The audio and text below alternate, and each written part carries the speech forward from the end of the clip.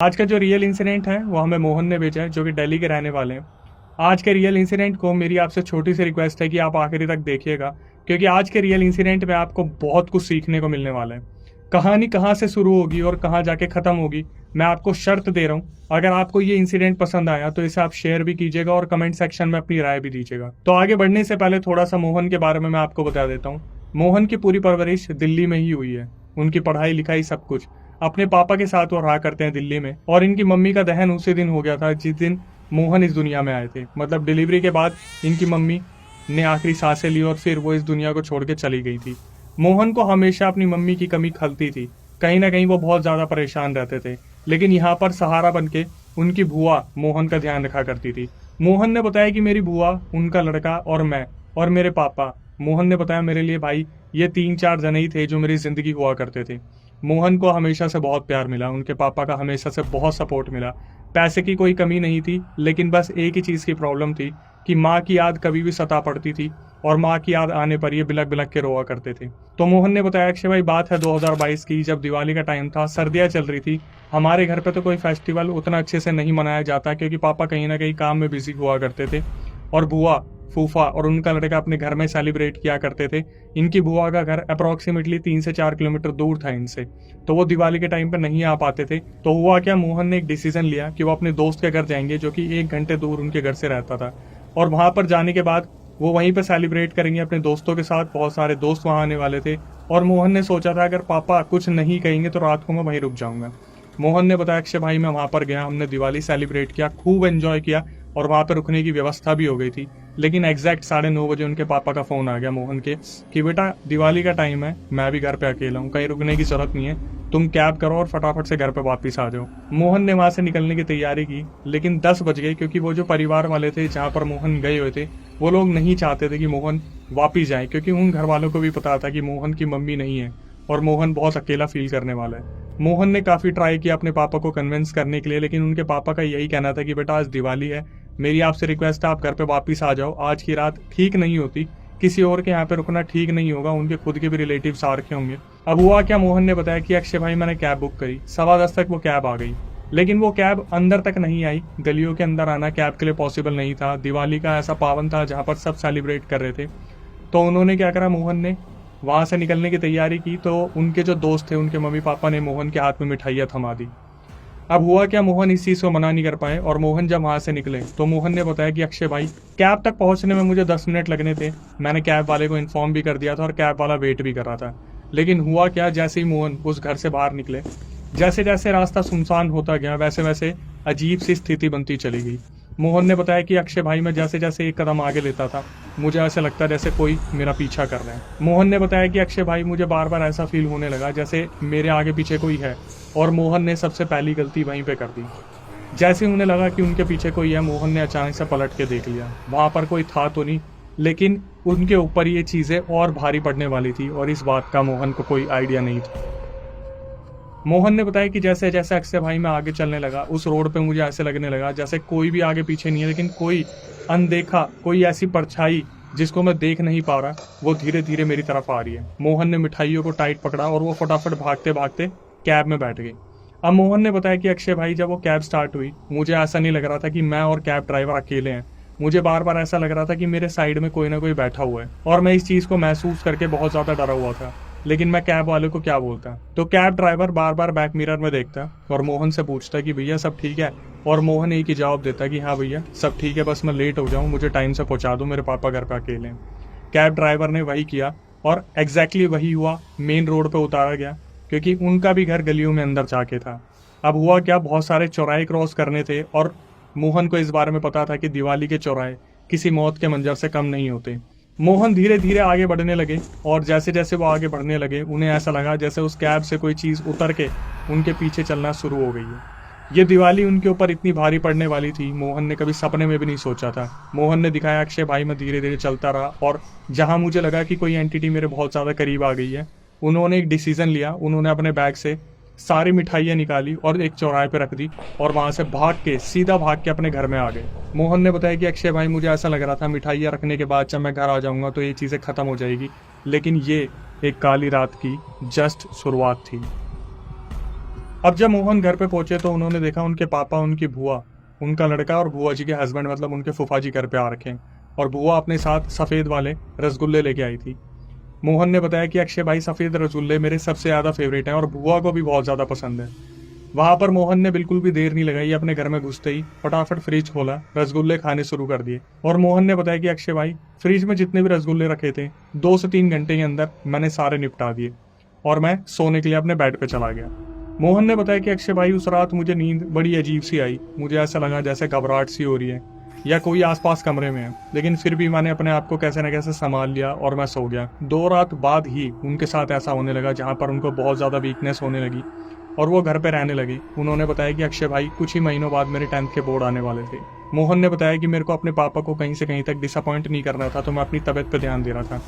1 हफ्ता गुजरा, 1.5 हफ्ता गुजरा, 2 हफ्ते बाद जब मेरे पापा ने इस चीज़ को नोटिस किया कि मेरी हालत बहुत ज़्यादा ख़राब हो गई है, तो मेरे पापा ने एक डिसीजन लिया कि मुझे डॉक्टर के पास ले जाया जाए। लेकिन खुद मोहन ने इस चीज़ को मना करा कि पापा नहीं, मुझे डॉक्टर के मत लेके जाओ, मेरे पेपर आने वाले हैं। डॉक्टर ने अगर मुझे हैवी डोज दे दी तो मैं पूरे दिन सोता रह जाऊंगा। लेकिन उसके 2 रात बाद ही एक ऐसी घटना हो गई जहाँ पे उनके पापा मजबूर हो गए उन्हें डॉक्टर के ले जाने के लिए। मोहन ने बताया कि अक्षय भाई, 2 रात बाद क्या हुआ, मेरे पैरों में इतना जोर का दर्द हुआ, इतना जोर का दर्द हुआ, मेरी हालत खराब हो गई। मेरे ऐसे प्राण निकलने को हो गए कि मैं अपने पापा को समझा नहीं पा रहा था। मैं बस चिल्ला रहा था बुरी तरीके से। मुझे इतना दर्द हो रहा था मेरे पैरों में कि मुझे समझ नहीं आ रहा था। जैसे ऐसा लग रहा था कि कोई सुई घोप रहा है या कोई कील ठोक रहा है मेरे पैरों में जबरदस्त तरीके से। जब वहां पर मोहन बुरी तरीके से चिल्ला रहे थे, उनके पापा ने फटाफट उन्हें उठाया और अपनी गाड़ी में उन्हें हॉस्पिटल लेके गए। डॉक्टर उनकी हालत देखकर बहुत अजीब सा रिएक्ट कर रहे थे क्योंकि उनको समझ में नहीं आ रहा था। जितने भी टेस्ट करे जा रहे थे सब नॉर्मल आ रहे थे और कोई भी चीज़ पकड़ में नहीं आ रही थी। मोहन ने बताया कि अक्षय भाई, उन्होंने क्या करा, मेरे को पेन किलर दे दिया, मुझे दवाइयाँ दे दी, ग्लूकोज चढ़ा के मुझे घर पे भेज दिया। और शायद ये एक बहुत बड़ी गलती थी कि किसी को कुछ समझ ही नहीं आ रहा था कि वहाँ पर हो क्या रहा है। इसके बाद चीज़ें बहुत ज़्यादा डार्क होने वाली थी, जिसके बारे में मोहन और उनके पापा ने जिंदगी में कभी नहीं सोचा होगा। बड़ी मुश्किल से मोहन अपने पापा के साथ हॉस्पिटल से घर आए और उस रात उन्हें बड़े अजीब अजीब से सपने आए। मोहन ने बताया कि अक्षय भाई, मुझे मेरे आसपास एंटिटीज फील होना शुरू हो गई।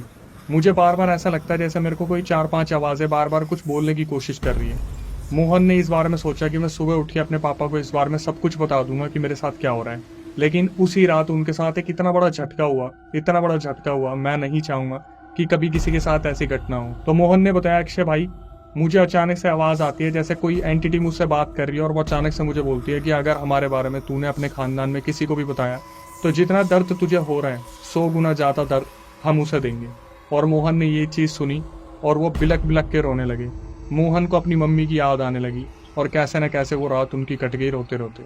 अब जब उन्हें ये पता चल गया था कि मैं किसी को भी बता नहीं सकता, वो एंटिटीज जिसको भी बताऊंगा मेरे खानदान में उसको परेशान करेगी। बुआ का, फूफा का और उनके लड़के का घर में आना जाना लगा रहता था और वो पापा के पास भी बैठते थे, मुझसे मिलते थे, लेकिन मेरी हालत में सुधार नहीं हो रहा था। मेरी तो हालत जैसे और भी ज़्यादा खराब होती जा रही थी।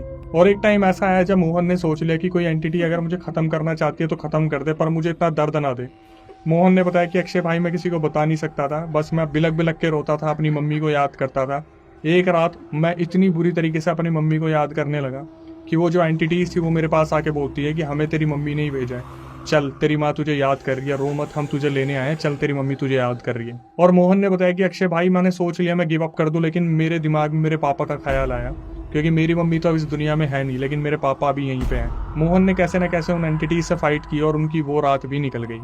लेकिन इसके बाद क्या हुआ, मोहन ने बताया कि भाई, दिन मेरा ऐसे निकलता था कि मैं अपनी नींद पूरी करने बैठता था और अपने पेपर्स की तैयारी करता था जो बोर्ड एग्जाम आने वाले होते थे। रात मेरी ऐसे गुजरती थी जैसे नर्क के द्वार मैं खोल के खुद अंदर जा रहा हूँ।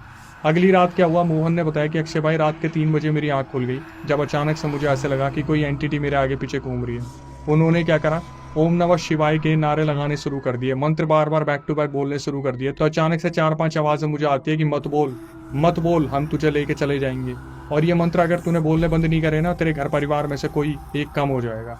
उसी टाइम मोहन इतने ज़्यादा डर गए, उन्होंने बिल्कुल मंत्र बोलने शुरू कर दिए और अचानक से फिर दोबारा कोई एंटिटी उनके ऊपर हावी हो गई। बड़ी मुश्किल से उन्हें नींद आई। 3-4 दिन ही बीते होंगे जब अचानक से उनके पैरों में से दर्द उनके कमर में पहुंच गया।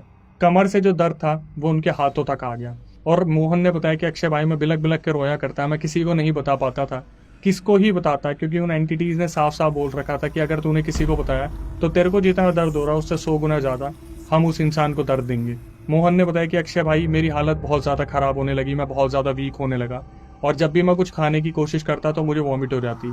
मैं अपने पापा को कुछ बता नहीं सकता था। मेरी बॉडी में रात को इतना पेन होने लगता कि मैं रात को चिल्लाने लगता और मेरे पापा को पता था हॉस्पिटल जाने के बाद कुछ नहीं होगा तो वो खुद मुझे पेन किलर्स दे देते थे, लेकिन मुझे कहीं से कहीं तक आराम नहीं आ रहा था। उनके पापा को इस हालत को देखकर कहीं ना कहीं शक होने लगा और उन्होंने एक रात जब बार बार ये चिल्ला रहे थे मोहन, उन्होंने क्या करा, एक मौलवी से बात की और मौलवी ने बोला कि आप एक काम कीजिए, एक आटे की गुड़िया बनाइए और 7 बार मोहन के ऊपर से उसे मारिए और किचन में लेके जाइए और गैस के ऊपर उसे रख दीजिए। उधर से मौलवी ने बोला स्पीकर ऑन कीजिए, मैं कुछ मंत्र पढ़ रहा हूँ, जैसे जैसे मंत्र पढ़ूंगा इस गुड़िया को चलने दीजिए। गुड़िया जब बिल्कुल काली हो गई तो मौलवी ने बोला एक काम कीजिए, इसे अपने स्टोर रूम में ले जाके बंद कर दीजिए। ऐसा ही हुआ, मौलवी ने जो बोला मोहन के पापा ने बैक टू बैक वही किया। उसके बाद स्टोर रूम में बंद करने के बाद मोहन ने बताया कि भाई वो पहली रात थी जब मैं रात के 10-11 बजे सोया और अगली दिन में 3 बजे उठा, मतलब मैंने पूरी नींद अपनी ली जितनी अभी तक मुझे मिली नहीं थी। फिर क्या हुआ, जब अगले दिन 3 बजे वो उठे, उन्हें लगा सब कुछ सही हो गया, लेकिन रात के 8-9 बजते ही फिर दोबारा उनकी वही हालत होनी शुरू हो गई। तो उनके पापा ने मौलवी को फ़ोन करा और मौलवी ने बोला कि आज रात मैं कुछ मंत्र वगैरह पढ़ रहा हूँ जो इसकी रात निकल जाएगी। कल मोहन के पापा को बोला गया कि आप अपने घर की चारों तरफ की जो कोने की मिट्टी है वो उठा के लेके आना। ऐसा ही हुआ, उस रात मंत्र पढ़े गए और उस रात भी कैसे न कैसे मोहन सो गए। अगले दिन मोहन के पापा अपने घर की चारों तरफ की कोने की मिट्टी उठाकर मौलवी के पास लेके गए। मौलवी ने वहाँ पर अपनी विधि विधान शुरू किया और उस मिट्टी को देखकर वहाँ पर अपना जो भी था मंत्र पढ़ने शुरू करे और 2 घंटे में ही बोल दिया कि ये चीज़ मेरे हाथों से बाहर है, इसे फटाफट से उज्जैन लेके चले जाओ, जितनी जल्दी लेके जाओगे तुम्हारे लिए उतना अच्छा होगा। ये चीज़ सुनने के बाद मोहन के पापा बहुत ज़्यादा परेशान हो गए कि लड़के के ऊपर ऐसा आ क्या गया, हो क्या गया जिसकी वजह से लड़का इतना परेशान हो रहा है। दिवाली का एक फेस्टिवल 2022 में मोहन को इतना महंगा पड़ने वाला था, मोहन ने कभी सोचा नहीं था। उज्जैन जाने की तैयारी की गई और उनके बुआ उनको ले जाने वाली थी, लेकिन बुआ की तबीयत खराब हो गई। अगले दिन फिर जब ले जाने की बारी हुई, बुआ की तबीयत फिर ज़्यादा खराब हो गई। अब हुआ क्या, मोहन के किसी दूसरे फूफाजी को बुलाया गया और वो मोहन को अपने साथ उज्जैन लेके गए। तो जब मोहन अपने फूफाजी और पापा के साथ उज्जैन पहुंचे तो वहाँ पर एक गुरुजी बैठे थे। गुरुजी ने देखते ही एकदम से बोला कि और कैसा लग रहा है 5-5 एंटिटीज से मिलके, इतनी छोटी उम्र में इतने सारे प्रेतों को झेल रहा है तू, क्या बात है। तो वहाँ पर मोहन ने बोला कि अक्षय भाई मैं दंग रह गया, मैं साक्षात उनके पैरों में गिर गया, क्योंकि मैंने कभी किसी को नहीं बताया था कि मेरे को 5 एंटिटीज परेशान कर रही है, एग्जैक्ट 5 एंटिटीज। तो गुरुजी ने वहाँ बैठे बैठे बोला कि माँ के पास ले जाने के लिए बोलते हैं ना, छल दे रहे हैं, वो तेरी माँ के पास नहीं ले जा रहे, तुझे लेने आए हो। तो वहाँ जो मोहन बैठे थे गुरुजी के सामने, उनकी आंखों में आंसू आ गए। मोहन बोले कि गुरुजी मेरी गलती क्या है, मैं सिर्फ 16 साल का हूँ, मैंने कभी किसी का कुछ बिगाड़ा नहीं है, मेरे साथ ऐसा क्यों हो रहा है, क्या वो दिवाली पे मैंने कोई टोटका रोन दिया या मैं कहीं से कुछ टाप के आ गया। गुरुजी ने बोला कि बेटा अभी जो तेरे को पता चलने वाला है, इसको सुनने के बाद तेरी आंखें खुल जाएगी और तू 16 साल में दीन दुनिया को जान लेगा। बहुत पूछने पर मोहन को पता चला कि उसके ऊपर किसी ने मारण क्रिया की है। ये सुनने के बाद उसका पूरा परिवार जो वहाँ पर आ रखा था, मोहन, उनके पापा, उनके फूफाजी, बुरी तरीके से दहल गए कि 16 साल के बच्चे के ऊपर किसी ने मारण क्रिया कर रखी है। उन्होंने सिर्फ ये बोला कि अभी मैं इसे कलावा दे रहा हूँ और कलावा देने के बाद यहाँ पर एक हवन होगा जिसके लिए इसे यहाँ पर रुकना पड़ेगा। उस दौरान वहाँ पर 12 घंटे हवन चला। मोहन ने बताया कि अक्षय भाई जब वो हवन शुरू हुआ वो 12 घंटे का हवन था, लेकिन मेरे लिए बहुत बड़ा टॉर्चर था। मोहन ने बताया कि जब वो हवन वहाँ पे शुरू हुआ मुझे बार बार उल्टी आती, चक्कर आते और मेरे दिमाग में बार बार वो 5 एंटिटीज ये डालती रहती कि ये गुरुजी कुछ नहीं कर पाएंगे, उठ के यहाँ से चल दे वरना हम तेरे को मारेंगे, तेरे साथ जो पापा आ रखे, फूफा आ रखे, इन्हें भी खत्म कर देंगे। 12 घंटे तक ये सब कुछ चलता रहा और मोहन को एक कलावा दिया गया, लेकिन गुरुजी ने मोहन को बोला कि बेटा तुझे 11 दिन तक यहाँ पर रुकना पड़ेगा, जब तेरे को बार बार बहुत सारे हवन में सामग्री डालनी पड़ेगी, तेरा पूरा इलाज होगा। लेकिन मोहन को लगा कि वो पूरी तरीके से ठीक हो गया और वो जिद पर अड़ गए गुरुजी के सामने कि गुरुजी मुझे अपने बोर्ड के एग्जाम देने हैं और 2 दिन बाद मेरे बोर्ड के एग्जाम स्टार्ट है। गुरुजी ने उसे बहुत बोला कि बेटा तू अभी समझ नहीं रहा कि तू किस चीज़ से गुजर रहा है, लेकिन बोलते हैं ना कि बच्चे की जिद के आगे कभी कोई बड़ा टिक नहीं पाता। तो वहाँ पर मोहन जिद करते रहे, मुझे मेरे बोर्ड के एग्जाम देने हैं, मेरी मम्मी का सपना था मैं बोर्ड के एग्जाम दूँ, और ये बोलकर वो वापस आ गए। दिल्ली में जब वो अपने बोर्ड के एग्जाम दे रहे थे उन्होंने बताया कि अक्षय भाई धीरे धीरे मेरी हालत फिर दोबारा बिगड़ने लगी, मेरी तबीयत खराब रहने लगी, मैं 12-12 घंटे दिन में पढ़ता, 2-2 घंटे मुश्किल से सो पाता था। मैंने अपना पूरा एफर्ट्स दिया, सब कुछ मैं करने की कोशिश कर रहा था, बट एट द एंड हुआ क्या, उनके 1-2 पेपर तो सही निकल गए। मोहन ने बताया मेरा मैथ का पेपर चल रहा था और मैं मैथ के पेपर में बेहोश हो गया। उनके घर वालों को बुलाया गया, लगे हाथ मोहन को फिर दोबारा उज्जैन लेके गए और वहाँ पर गुरुजी ने बोला कि बेटा इसीलिए मैंने तेरे को बोला था कि तेरे को 11 दिन यहाँ रुकना पड़ेगा। अब उन्होंने बताया मोहन ने कि मैं 11 दिन वहीं रुका जब तक मेरा पूरा इलाज नहीं हो गया। फिर मैंने गुरुजी से पूछा कि गुरुजी मैं आपके हाथ पैर जोड़ता हूँ, आप मेरे गुरु हो, अब आप मुझे बस बता दो कि मेरे साथ ये मारण क्रिया किसने की ताकि मैं आगे संभल के रह सकूं। गुरुजी ने बोला कि अच्छा एक बात बता मोहन, तू सबसे ज्यादा प्यार किससे करता है? तो उन्होंने बोला कि मैं अपने पापा से करता हूँ, उसके बाद मैं अपनी बुआ जी से करता हूँ। तो गुरुजी ने बोला नहीं नहीं नहीं, तू ये बता तू अपने भाई बहनों में सबसे ज्यादा प्यार किससे करता है? तो एकदम से मोहन बोलते कि मैं अपनी बुआ के लड़के से सबसे ज्यादा प्यार करता हूँ। गुरुजी ने बोला उसी ने तेरे ऊपर मारण क्रिया की। शायद जैसे अभी मेरे रोंगटे खड़े हो गए वैसे आपके भी रोंगटे खड़े हो जाए। मोहन ने बताया अक्षय भाई, ना मुझे आसमान दिख रहा था ना मुझे ज़मीन दिख रही थी। ये सुनने के बाद मेरे आगे अंधेरा आ गया था कि मेरे बुआ के लड़के ने मेरे साथ ऐसा किया। उन्होंने गुरुजी से पूछा कि कैसे किया? तो गुरुजी ने बताया कि तू अपने कपड़े उसे देता था, वो तेरे कमरे में आता था, तेरे बाल लेता था, तू जब बाल कटवाने कहीं जाता था वहाँ पर भी वो तेरे बाल कलेक्ट करता था। और सब कुछ मोहन को एक एक करके याद आ गया कि कितनी टी शर्ट मैंने गिफ्ट की है, कंगे गायब हो जाते थे, और जब मैं कहीं सैलून में जाता था वो जिद करता था मैं अभी वहीं कटिंग करवाऊंगा। और मोहन D10 वगैरह करवाते थे तो घंटों घंटों का काम होता था जहाँ पर उनकी आंख लग जाती थी। और वहाँ पर जब भी कोई जो हेयर सैलून वाला होता था सिगरेट पीने बाहर जाता था तो मोहन के बाल उठा लिए जाते थे। एक्चुअली बुआ के लड़के ने करा क्या था, उन्होंने अपने घर से पैसे चोरी करे। जो गुरुजी ने बताया वो एग्जैक्ट सही हुआ था। बुआ के लड़के ने अपने घर से पैसे चोरी करे और इसके लिए मोहन के लिए मारण क्रिया करवाई किसी को पैसे देके। अब हुआ क्या, मोहन जान तो चुका था पर उसे ये नहीं मालूम था ये सब कुछ हुआ क्यों था। गुरुजी के पैरों में पड़ने के बाद मोहन को पता चला एक लड़की थी जिसका नाम था निशा। निशा जो कि मोहन को पसंद किया करती थी और उनके बुआ का लड़का उस लड़की को पसंद किया करता था। 2022 में इन दोनों की इंस्टाग्राम आईडी चेंज हुई, मोहन और निशा की, और इनकी बात आगे बढ़ी, धीरे धीरे रिलेशन में आए, जहाँ पर इनका जो कज़न था वो बार बार बोलता था मोहन को कि निशा ठीक नहीं है तेरे लिए, उसका कैरेक्टर ठीक नहीं है। और मोहन यही बोलता था मेरी उससे बात हो रही है, अगर ऐसा कुछ भी होगा तो मैं समझदार हूँ, मैं डिसीजन ले लूँगा। उस लड़की को इनके कज़न इतना पसंद करते थे कि भाइयों में ऐसी रंजिश हो गई जहाँ मोहन को कुछ पता भी नहीं था और इतने लेने देने उनको पड़ गए थे। मोहन को जब ये बात पता चली मोहन की आंखें खुल गई और गुरुजी ने उन्हें एक ही सबक दिया कि बेटा किसी पर भरोसा मत करियो अपने बाप के अलावा। तेरा बाप एक सीधा आदमी है, तेरी माँ तुझे जन्म देने के टाइम पर गुजर गई, वो आज भी तेरी रक्षा कर रही है, लेकिन 5 एंटिटी से आगे उनका बस नहीं चल पा रहा। तेरी माँ हमेशा तेरे साथ है।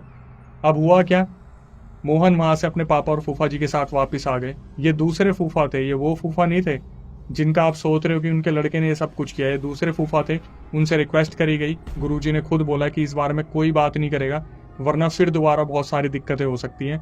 बस मोहन और उनके पापा और उनके फूफा जी को बोला गया कि अब इस बुआ के लड़के से थोड़ा सा दूर रहा जाए। हुआ क्या, मोहन वापस आ गए, लेकिन ये कहानी रुकी नहीं।